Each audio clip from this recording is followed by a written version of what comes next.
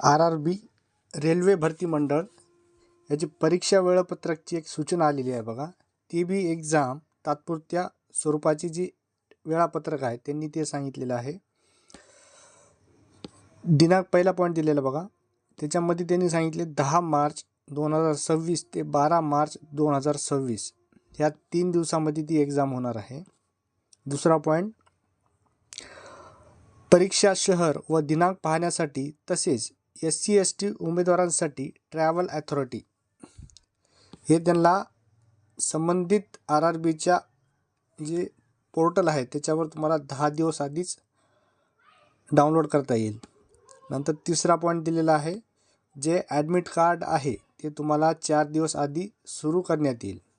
ठीक आहे. त्याच्यामध्ये दिनांक कधी आहे, परीक्षा कधी आहे किंवा शहर कुठं आहे हे सर्व तुम्हाला त्याच्यावर 4 दिवस आधीच बघता येईल. नंतर चौथा पॉईंट, परीक्षा केंद्रात प्रवेश करण्यापूर्वी उमेदवारांची आधार बायो लिंक ही पडताळणी केली जाईल.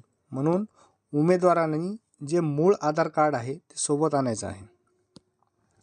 ज्यांनी आतापर्यंत आधार कार्ड म्हणजे प्रमाणित केले नसेल, म्हणजे ते पडताळणी केली नसेल व्यवस्थित, तर त्यांनी जे ऑनलाईन वेबसाईट आहे rrbapplygovernment.in ह्याच्यावर जाऊन त्यांनी आधाराची जी ओळख आहे ते प्रमाणीकरण करायचं आहे. पाचवा पॉईंट दिला आहे बघा.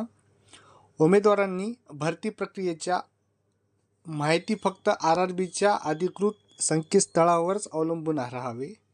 दुसऱ्या कोणत्याही संकेतस्थळावर त्यांनी अवलंबून राहू नये किंवा स्वतःची दिशाभूल करून घेऊ नये.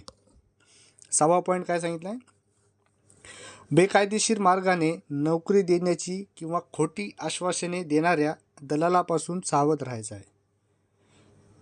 ठीक आहे. मग ही RRBची निवड फक्त संगणक आधारित परीक्षा म्हणजे CBT व उमेदवाराच्या गुणवत्तेनुसार म्हणजे मेरिटच्या आधारावर असणार आहे. ठीक आहे.